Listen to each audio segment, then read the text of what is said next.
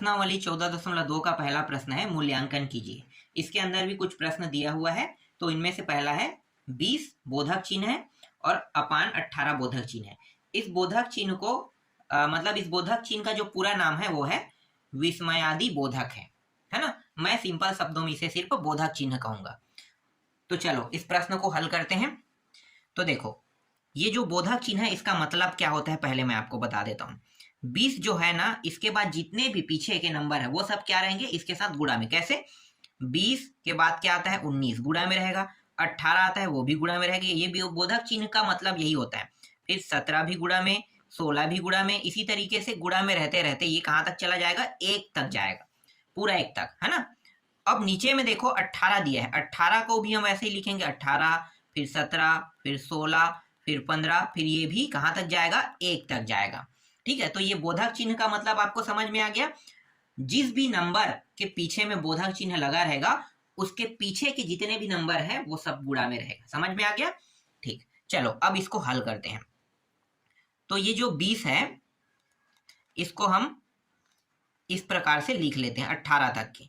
ठीक है, 18 तक के क्यों कर रहे हैं, क्योंकि नीचे में देखो 18 बोधक चिन्ह है ना। तो नीचे में 18 बोधक चिन्ह है, तो हम क्या करेंगे, ये जो 20, 19, 18 तक लेंगे। 18 के बाद हम आगे 17, 16 नहीं करेंगे। क्यों? क्योंकि नीचे में कितना दिया, 18 दिया है। ठीक है, इसीलिए दोनों क्या हो सकता है, आसानी से कट सकता है। तो हम इसे सिर्फ और सिर्फ 18 तक गिराएंगे। ठीक है, 20 को 18 तक गिराएंगे और 18 नीचे में, ये और ये कट जाएगा। कटने के बाद बचेगा क्या, 20 और 19 बचेगा, है ना। 20 और 19 का गुणा कर दो तो ये होता है 380। ठीक है, 19 दूनी 38, 380 ये आ गया इसका उत्तर पहला का। देखो अब दूसरा प्रश्न देखते हैं। दूसरा प्रश्न है 10 बोधक चिन्ह दिया हुआ है और 6 बोधक चिन्ह और 4 बोधक चिन्ह। देखो अगर ये इस प्रकार से बोधक चिन्ह दिया है तो ये मत समझना कि ये 6 4 10 होता है कि जोड़ के 10 बोधक चिन्ह और 10 10 करके कटा दोगे ना, ऐसा नहीं करना है। इसका अलग अर्थ होता है। हम पूरा नियम से चलेंगे। 10 बोधक चिन्ह को हम कहाँ तक गिराएंगे, या तो हम 6 तक गिराएंगे या तो हम 4 तक। तो ज्यादा अच्छा है बड़े नंबर तक ही गिराओ, है ना। तो 10 के बाद 9, 9 के बाद 8, 8 के बाद 7, 7 के बाद 6, 6 तक हमने गिराया। ठीक है, इसको 6 जैसा है वैसा रहने देते हैं। लेकिन ये जो 4 है इसका हमें पूरा लिखना है, क्योंकि 4 के कटाने के लिए कुछ भी मान हमारे पास नहीं है ना। तो ये और ये हमने कटा दिया। 4 एकम 4 दूनी, ये भी कट गया। 3 एकम 3 तिया कट गया। 2 एकम 2 दूनी कट गया। और कुछ कट रहा है क्या, नहीं कट रहा है ना। तो जो बचा है उनको हम यहाँ पे लिख लेते हैं। 10 बचा है, यहाँ पे 3 बचा है और नीचे में ये वाला 7 बचा है। इन सभी का गुणा करेंगे, कितना होगा, 10 तिया 30, 30 सत्ते 30, 7 14 7 21, है ना, 210। तो ये आ गया इसका उत्तर 210 आ गया। इसके बाद तीसरा प्रश्न देखो। तीसरा प्रश्न है 8 बोधक चिन्ह, 4 बोधक चिन्ह पूरे 3 बोधक चिन्ह दिया हुआ है ना। इसको हम कहां तक गिराएंगे, 4 तक के। 8 7 6 5 4 और ये रहा 4। इसके बाद ये जो 3 वाला है इसको पूरा लिखना पड़ेगा इस तरीके से। ये और ये कट गया। 3 एकम 3 दूनी, 2 एकम 2 दूनी, ये पूरा कट गया, है ना। अब इन तीनों का गुणा कर देते हैं, 8 7 और 5 का। तो 8 गुणित 7 गुणित 5, तो 8 सत्ते 35 और 35 अट्ठे कितना होता है, 35 अट्ठे होता है 280 होता है। तो ये हो गया 280 आपका उत्तर आ गया। इसके बाद चौथा देखो। चौथा जो है वो है 12 बोधक चिन्ह दिया हुआ है और 10 बोधक चिन्ह, है ना। और यहाँ पे 9 बोधक चिन्ह है। तो इसको हम लिखेंगे 12 गुणित 11 गुणित 10 गुणित 9, क्योंकि नीचे में 9 है ना। फिर यहाँ पे माइनस है, तो 10 गुणित 9 बोधक चिन्ह, ये भी 9 तक की हम यहाँ पे लेंगे। और नीचे में क्या है, 9 बोधक चिन्ह। इन तीनों का गुणा कर देंगे और देखो ये बोधक चिन्ह और ये बोधक चिन्ह वाला मान है ना। तो दोनों मान को क्या करेंगे, उभयनिष्ठ के रूप में निकाल लेंगे। तो यहाँ पे हमने 9 बोधक चिन्ह को निकाल लिया और इन तीनों का गुणा कर देंगे, है ना। तो इन तीनों का गुणा होगा 1320 माइनस ये 10 और यहाँ पे 9 बोधक चिन्ह, ये और ये कट गया, इन दोनों को घटाएंगे तो कितना हो जाएगा 1310। तो इस प्रश्न का उत्तर कितना आया? इस प्रश्न का उत्तर आया 1310 आया। ठीक, ये समझ में आ गया आपको? चलो अगला प्रश्न देखते हैं। देखो दूसरा का पहला प्रश्न देख लेते हैं। दूसरा का पहला प्रश्न है, देखो 5 दिया हुआ, इंटू दिया है। इंटू का मतलब ये 1 मिनट, यहाँ पे 2 इंटू दिया है ना, दशमलव नहीं, इंटू है। फिर 6 इंटू 7 इंटू 8 इंटू मतलब ये सभी के सभी गुणा में है ना। फिर 9 इंटू 10 इंटू 11 इंटू 12, इस प्रकार से देखो, इस प्रकार से दिया रहेगा। ठीक है, इस प्रश्न में करना क्या है, क्रम गुणित में इसे लिखना है, क्रम गुणित में, है ना। क्रम गुणित क्या होता है, चलो मैं अभी आपको बताता हूँ। देखो 5 6 7 8 9 10 11 12 तक दिया है, तो इसको मैं कैसे लिख सकता हूँ? इसको मैं लिख सकता हूँ, एक बार और लिखते हैं ना, 5 6 7 8 9 10 11 और ये 12, मैंने इसे इस प्रकार से लिख लिया। ठीक है, इसके पीछे के नंबर क्या हो सकते हैं? 4 3 2 1 हो सकता है ना। तो 4 3 2 1 अगर मैं ऊपर में लूंगा तो बटा में भी तो लेना पड़ेगा ना वही नंबर, है ना। तो देखो अगर यहाँ पे मैंने 4 लिया तो यहाँ भी 4 ले रहा हूँ, फिर यहाँ पे मैं 3 ले रहा हूँ तो यहाँ भी मैं 3 लूंगा, यहाँ पे अगर 2 ले रहा हूँ तो यहाँ भी 2 आएगा, और यहाँ पे 1 आ रहा है तो यहाँ भी 1 आएगा। समझ में आ गया? जो नंबर हम ऊपर में गुणा करेंगे वही नंबर हम नीचे में भी लेंगे। ठीक है, यही नियम है। अब देखो 1 से लेके पूरा 12 तक के हो गया ना, तो इसे मैं 12 फैक्टर के रूप में लिख लूं और इसको मैं 4 फैक्टर के रूप में लिख सकता हूँ, बिल्कुल, है ना। तो ये 12 बोधक चिन्ह और 4 बोधक चिन्ह के रूप में मैंने इसे लिख लिया। ठीक है, यही क्या करना है हमें, मतलब क्रम गुणित जो कह रहा है ना, क्रम गुणित बनाने के लिए, तो इसी पैटर्न में हमें इस प्रश्न को बनाने के लिए कहा था। तो यही क्या है, इसका उत्तर है। देखो क्रम गुणित इस तरीके से आपको बनाना है। दूसरा प्रश्न देखो, 3 दिया हुआ है, 3 के बाद 6 दिया हुआ है, 6 के बाद 9, 9 के बाद 12 और 12 के बाद 15 दिया हुआ है। अब इसको कैसे क्रम गुणित में बनाएंगे? देखो इंटरेस्टिंग पूरा फैक्ट है ना, बहुत आसान है लेकिन समझना। देखो ये सभी 3 के पहाड़ा है, 3 के पहाड़ा में आता है ना, तो 3 के पहाड़ा में, ये 3 के पहाड़ा में एक बार आता है, ऐसा लिख सकते हैं। ठीक है, 3 के पहाड़ा में कितने बार में आता है? 2 बार में आता है, तो इसे ऐसा लिख सकते हैं। फिर 3 के पहाड़ा में 3 बार आता है, 9, है ना। 3 के पहाड़ा में 4 बार में 12 आता है, 3 के पहाड़ा में 5 बार में 15 आता है। तो इस प्रकार से हम इसे कैसे, पहले क्या करेंगे, लिख लेंगे। ठीक है, इस प्रकार से क्या करेंगे, पहले लिख लेंगे। अब 3 3 सभी में है, देखो इन तीनों का हम अलग निकाल लेते हैं। तो ये 3 को अगर निकालते हैं और तीनों ये सभी गुणा के फॉर्म में है, तो 1 2 3 4 5, है ना। तो 3 का कितने घात हो गया? 5 घात हो गया। तो 3 का 5 घात हमने पहले ही अलग कर दिया। ठीक है, बाकी बचा क्या है? देखो 1 बचा है, फिर 2 बचा है, फिर ये 3 भी बचा है, 4 और ये 5, है ना, इसी फॉर्म में था। ठीक, तो ये 3 का 5 घात गुणित ये जो है 1 से लेके 5 तक है, मतलब 5 फैक्टर के रूप में हम इसे लिख सकते हैं। ठीक है, तो 5 फैक्टर के रूप में हमने इसे लिख लिया। तो ये रहा आपके प्रश्न का उत्तर। ठीक है, तो 3 का घात 5 गुणित 5 फैक्टर, यहाँ पे इसका उत्तर आ रहा है।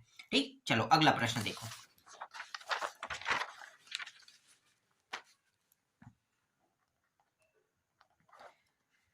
तीसरा प्रश्न, n+1 दिया हुआ है, n+2 दिया हुआ है, फिर n+3 दिया हुआ है, फिर डॉट डॉट डॉट करके 2n तक के ये गया कह रहा है। ठीक है, अब देखो इस प्रश्न में हमें करना क्या है, ज्यादा कुछ नहीं करना है। इस प्रश्न को पहले लिखना है आपको सिंपल तरीके से, जैसे n+1 फिर n+2 फिर n+3, जैसा है ना, पहले इसको पूरा लिख लेते हैं और ये 2n तक के हमने पूरा लिख लिया। ठीक है, अब इसे मैं एक कोष्टक में क्या करता हूं, बंद कर देता हूं। अब मैं क्या करूंगा, इसके साथ इस साइड कुछ अंक का मुझे क्या करना है, ऐड करना है। ठीक है, तो यहाँ पे मैं एक अंक ऐड करने वाला हूं, जैसे कि नंबर वाला 1 2 और ये 3। ठीक है, इसके बाद ये डॉट डॉट जाएगा, फिर n-1 और एक मान रहेगा n। जो मान मैंने ऊपर में ऐड किया है ना, यही मान मुझे नीचे में भी लेना है। क्यों? क्योंकि प्रश्न में हमारे पास बस यही मान था ना, और नीचे वाले मान में मतलब ये जो मान हमने लिया है, तो जब हम इसके साथ ऊपर में गुणा करें तो नीचे में भी यही मान आएगा। 1 2 3 फिर n-1 इंटू n। ठीक है, इस तरीके से। अब ये क्या हो गया, देखो ये जो 2n है ना, 2n का फैक्टर बन गया, तो ये बन गया 2n फैक्टर अपान, ये नीचे में लास्ट में क्या दिया है, n दिया है, तो ये n फैक्टर बन गया। ठीक है, 2n फैक्टर और ये n फैक्टर बन गया। तो इस तरीके से इस प्रश्न का उत्तर निकल आया। ठीक है, आगे देखो। चौथा प्रश्न है 1 3 5 7 9 फिर 2n-1 दिया हुआ है। अब 1 3 5 7 9 वाला है ना, तो हम क्या करेंगे, देखो इस प्रश्न में, चलो मैं पूरा बताता हूं, पहले हम इसको लिख लेते हैं। 1 3 5 7 और ये 9 और ये 2n-1 यहां तक के है ना, तो यहां तक हम पूरा लिख लेते हैं। अब ध्यान देना कि यहाँ पे 1 के बाद 3 है, 3 के बाद 5, 5 के बाद 7, मतलब सभी संख्या क्या है, विषम है। तो हमारे पास सम संख्या वाला है क्या, नहीं है। तो हम क्या करेंगे, यहाँ पे सम संख्या वाले को उपयोग करेंगे।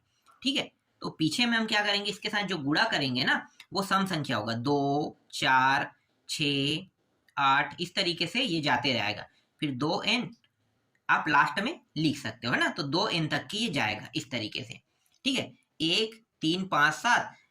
जब इसे मुझे फैक्टर में बनाना है तो मैं क्या करूंगा, विषम संख्या और सम संख्या दोनों को ऐड करना पड़ेगा ना गुणा में। दोनों संख्या जब तक ऐड नहीं हो तब तक के फैक्टर में नहीं बनेगा।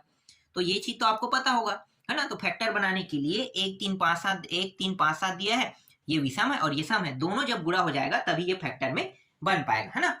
तो ये विषम और सम, अब दोनों का गुणा हो रहा है, दोनों का गुणा होने पे क्या बन जाएगा, फैक्टर में आ जाएगा। ठीक है, जो मान हमने यहाँ पे उपयोग किया है वही मान अब यहाँ भी उपयोग होगा, है ना। तो जो मान हमने अभी उपयोग किया है उसी मानों को हमें क्या करना है, मतलब उन्हीं मानों को हमें दोबारा उपयोग करना है। ठीक, तो यहाँ पे क्या है, 2 4 6 है, लेकिन यहाँ पे एक चीज ध्यान और देना है।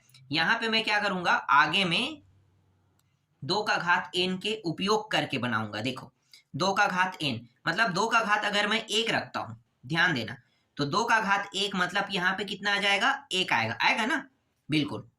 फिर 2 का घात 2 रखूंगा तो कितना आ जाएगा, 2 का घात 1 रखने पर, एक मिनट, यहाँ पे 2 तो मैं उभयनिष्ठ भी निकाल रहा हूं ना, तो 2 उभयनिष्ठ निकाल रहा हूं, तो यहाँ पे क्या आ जाएगा, 4 आ रहा है तो 2 होगा। समझना, मैं थोड़ा सा आपको समझाता हूँ। देखो 2 का घात 1 रख रहा हूं तो कितना आ रहा है, 2 आ रहा है, और ये 2 उभयनिष्ठ के रूप में पहले ही बाहर आ चुका है।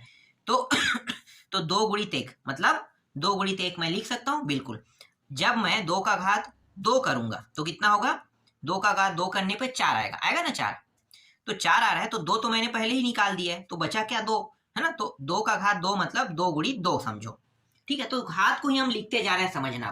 ठीक है, 2 का घात 3 करेंगे तो 2 का घात यहाँ पे 3 करेंगे तो ये 3 हो जाएगा, 2 का घात 4 करेंगे तो ये 4 हो जाएगा। अब समझ में आ गया, मतलब यहाँ पे 1 घात लेने पर 1 लिखेंगे, 2 घात लेने पर 2, 3 घात लेने पर 3, 4 घात लेने पर 4, इस तरीके से लिखते जाएंगे। फिर n अंतिम में हम क्या करेंगे, इस प्रकार से लिख लेंगे। ठीक है, ठीक, ये आपको समझ में आया ना। ये यही मान है, देखो ये जो मान है इसी को हम इस प्रकार से लिख रहे हैं। है ये 2 4 6 8 और 2n ही है, क्या है, 2n। लेकिन हम इसे फैक्टर में तभी लिख पाएंगे जब हमारे पास ये नंबर क्रमांक में होना चाहिए, है ना। तो नंबर क्रमांक में करने के लिए हमने क्या किया, 2 का घात n कर दिया, मतलब n के मान को हम 1 2 3 4 5 इस तरीके से रखेंगे, तभी क्या होगा, ये फैक्टर में लिख पाएंगे, है ना। तो ये कोई अलग मान नहीं है, है ना। ये मान जो आपको दिखाई दे रहा है 2 4 6 8 और 2n है, इसी का ही रूप इस प्रकार से हम इसे लिख सकते हैं। क्लियर है, 2 को आप अंदर में गुणा कर दो ना, इस 2 को अंदर गुणा कर दो तो आपको सेम टू सेम यही मान प्राप्त होगा, देख लो, है ना। तो हमने क्या किया, 2 को उभयनिष्ठ निकाल दिया है, बस इतना ही किए हैं। चलो आगे देखो, तो अब इन दोनों को ऐड कर देंगे, ऐड करेंगे तो फैक्टर बनेगा 2n का। तो यहाँ पे 2n का फैक्टर बन रहा है, 1 मिनट, 2n का फैक्टर बन गया। ठीक, फिर यहाँ पे क्या है, 2, 1 मिनट, इसको यहाँ पे लिखते हैं ना, 2n बोधक चिन्ह और फिर 2 का घात n, और ये 1 से लेके कहाँ तक जा रहा है, n तक जा रहा है ना, तो ये n बोधक चिन्ह, ये क्या है, इस प्रश्न का उत्तर है। ठीक, तो इस तरीके से आपका दूसरा प्रश्न भी कंप्लीट हो गया। चलो तीसरा प्रश्न देखते हैं। देखो तीसरा प्रश्न भी बहुत आसान है। 3 बोधक चिन्ह है, 6 बोधक चिन्ह और 7 बोधक चिन्ह है। इनका क्या निकालना है, इनका एचसीएफ निकालना है और एलसीएम निकालना है। ठीक है, एचसीएफ और एलसीएम ज्ञात करने के लिए कह रहे हैं। देखो बहुत आसान प्रश्न है। पहले मैं क्या ज्ञात करता हूं, एचसीएफ ज्ञात करता हूं। ठीक है, एचसीएफ का मतलब होता है जो तीनों में हो, है ना, तीनों में हो। तो एचसीएफ का मतलब क्या होता है, जो तीनों में है। देखो पहले मैं ले लेता हूं 3i को ले लेता हूं। ठीक है, 3i हो गया पहला आपका।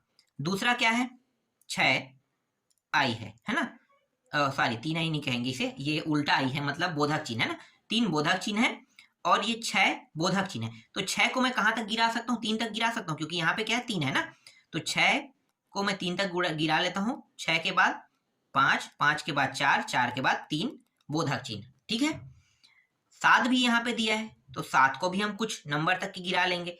अंतिम क्या है, सबसे छोटा क्या है, 3 है ना, तो 3 तक के इसको भी गिरा लेते हैं, 5, 4 और ये 3।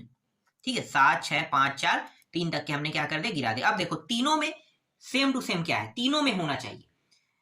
तीनों में जो मान पाया जाता है उसी को हम कहते हैं एचसीएफ कहते हैं। एचसीएफ का नियम ही वही है, जो तीनों में हो। ठीक है, जो तीनों में हो, अगर ध्यान से देखा जाए तो ये कुछ इस प्रकार से एचसीएफ निकाला जाता है। देखो 3 बोधक चिन्ह, 6 बोधक चिन्ह और 7 बोधक चिन्ह, इस प्रकार से दिया हुआ है। तो ये तीनों जो है ये 3 से जा सकता है, 3 बोधक चिन्ह से, है ना, 3 बोधक चिन्ह से गया तो ये हो जाएगा, 3 बोधक चिन्ह से जाएगा, 3 एकम 1 आ जाएगा, है ना, मतलब 1 बोधक चिन्ह आ जाएगा।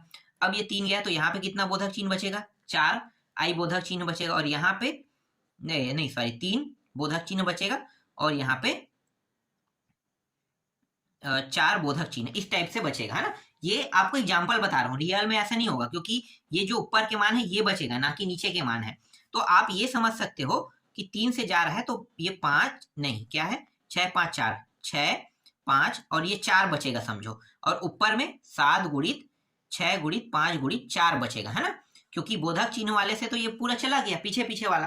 तो देखो तीनों में कॉमन क्या है, ये कॉमन है, ये कॉमन है और ये कॉमन है। तो एचसीएफ क्या होगा, तो यहां पे लिखो 3, 6 और 7 बोधक चिन्ह का एचसीएफ कितना है, 3 बोधक चिन्ह है। ठीक है, ये इसका उत्तर है। अब एलसीएम निकालो। ठीक है, एलसीएम कैसे निकालते हो, तो देखो एक तो है 3 बोधक चिन्ह, है ना, फिर 6 बोधक चिन्ह है, तो 6 बोधक चिन्ह को हम कैसे लिख सकते हैं, 6, 5, 4, 3 इस तरीके से, और 7 को 7, 6, 5, 4 और ये 3। ठीक है, एलसीएम का मतलब क्या है, सभी मानों को एक साथ अब कलेक्ट करना है, सभी मानों को एक साथ कलेक्ट करना है और एक बार ही लिखना है ना। एलसीएम का मतलब होता है कि सभी मानों को एक साथ कलेक्ट करके ले, जैसे यूनियन, और यूनियन आप लोगों ने पढ़ा है ना, यूनियन के बारे में भी मैंने बताया था आपको, और इंटरसेक्शन के बारे में भी बताया था। इंटरसेक्शन का मतलब है एचसीएफ, समझो, एचसीएफ इंटरसेक्शन को कहते हैं और एलसीएम यूनियन को कहते हैं ना। तो इसमें क्या करना है, सभी मानों को एक साथ लेना है। तो देखो पहले से यहाँ पे ये मान तो आपको दिखाई दे रहा है ना, तो ये पहले से है तो इसको हम निकाल देते हैं, तो ये मान क्या हो गया, निकल गया। अब देखो 4, 4 इसमें भी है, एक बार ही लेना है हमें, है ना, 5, 5 इसमें है तो 5 को भी एक बार ही लेना है। यूनियन का मतलब समझते हो ना, एक एक बार लेना। 6, 6 इसमें है तो एक बार ही लेना है। 7 अकेला है तो अकेला ही ले लो इसको। तो इस प्रकार से हमें क्या करना है, लेना होता है। ठीक है, तो देखो 3 के बाद 4, 5, 6, 7 तक के जा रहा है, 3 पहले से क्या है, बोधक चिन्ह के साथ है, और 3 के बाद 4, 5, 6, 7, तो मतलब क्या है, ये 3 को अगर मैं लिखूं 3 गुणित 2 गुणित 1 लिख सकता हूं, तो ये 1 से लेके 7 तक जा रहा है, इसका मतलब ये 7 बोधक चिन्ह बनेगा, बिल्कुल बनेगा। तो 7 बोधक चिन्ह एलसीएम का उत्तर है, देख लो। ठीक है, 7 बोधक चिन्ह एलसीएम का क्या है, उत्तर है। तो इस प्रकार से तीसरा प्रश्न भी आपका बन गया। चलो चौथा प्रश्न देखो।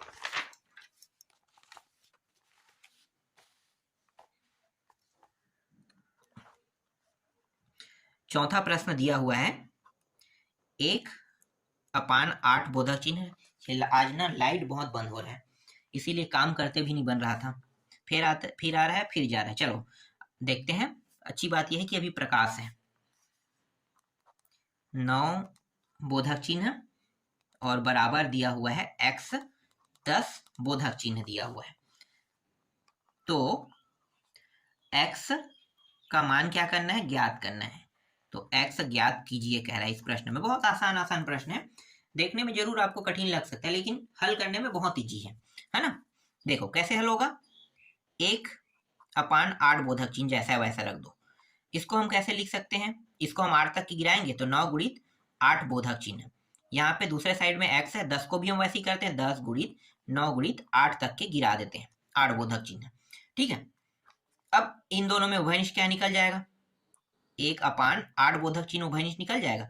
तो यहाँ पे बचे क्या, 1 बचेगा और फिर 1/ यहाँ पे 9 बचेगा, क्योंकि दोनों से हमने बोधक चिन्ह को बाहर निकाल दिया, मतलब 8 बोधक चिन्ह को बाहर निकाल दिया है ना। और यहाँ पे क्या है, x है 10 गुणित 9 गुणित 8 बोधक चिन्ह। अब ये वाला जो बोधक चिन्ह है ये उस साइड ले जाएंगे तो ऊपर जाएगा, कट जाएगा ना, तो हम यहीं से काट देते हैं ना, वहां पे ले जाके क्या झंझट करेंगे, है ना। तो यहीं से हमने इसे काट दिया, ये रहा। ठीक है, इस तरीके से ये भी इसके साथ गुणा के फॉर्म में है और ये सभी मान गुणा के फॉर्म में है। तो गुणा गुणा फॉर्म है और देखो दोनों नीचे में है, तो नीचे नीचे में होने के कारण क्या हो गया, कट गया समझो। ठीक है, कटने के बाद यहाँ पे जो मान बचा है वो क्या है, तो देखो यहाँ पे 1 + 1/9 दिखाई दे रहा है ना, 1 + 1/9। तो इन दोनों को पहले हल करते, तो ये 9 एकम 9 और 9 और 1 10, तो ये हो जाएगा 10/9 हो जाएगा, 10/9 हो गया। और यहाँ पे x और ये हो जाएगा 90। ठीक है, इस तरीके से 90। इस 90 को यहाँ पे ले आते हैं, तो 90 गुणित 10। ठीक है, तिरिया गुणा होगा तो ये ऊपर ही जाएगा ना नीचे से, और नीचे में क्या है, 9 है, और फिर ये x, फिर 9 एकम 9 दहाई। ठीक है, इस प्रकार से, तो 10 दहाई 100, तो 100 और ये रहा x। तो x का मान कितना आया, 100 आया। यही क्या है, इस प्रश्न का उत्तर है। तो इस तरीके से x का मान निकल के, देखो देखने में जरूर मैंने कहा था ना कठिन लगेगा, लेकिन बनाने में बहुत सरल है। अब पांचवा प्रश्न देखो, पांचवा को आप लोग खुद बनाना। ठीक है, ये प्रश्न सेम टू सेम बनेगा चौथा जैसा।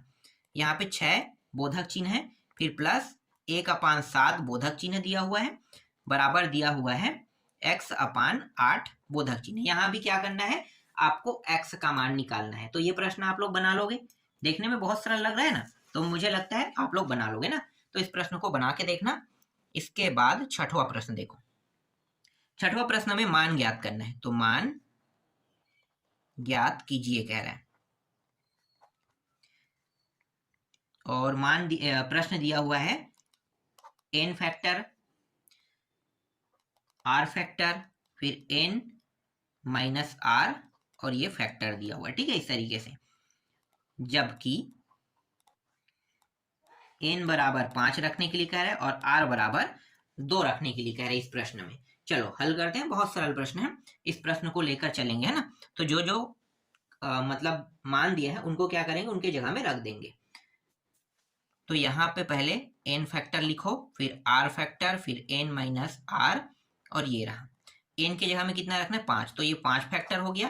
r के जगह में कितना रखना है, 2, तो 2 फैक्टर, फिर ये 5 माइनस 2 और ये फैक्टर। इस तरीके से हल करते हैं।